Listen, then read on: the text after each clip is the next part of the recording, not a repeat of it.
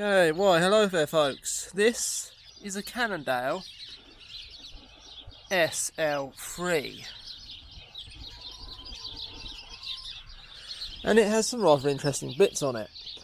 It has these Shimano brakes. They feel like zooms, look kind of like zooms, but they're not zooms. Truitive Hasselfelt stem on it. Long Ranger wheels on here with the reflector still on there. I won't put them off because someone might want them on there.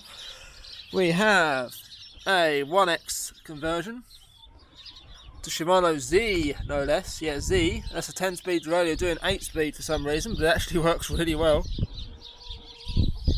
It's an aluminium frame. Does have a few marks and scratches. Z shifter. Proper Z shifter look. Has this horrible seat on it. That's because the seat post was missing when I got it. There's a bottom bracket you can change where it is in the crankset, so to change the pedalling geometry. Someone has been so kind to completely muller the rear brake, that needs a new caliper. I was riding it like that. Check your bikes before you ride them, people. Needs an extra spacer, as you can see, or I'll cut down the head tube. I'll cut down the head tube, and yeah, then it will all work perfectly apart from that rear brake, which, you know,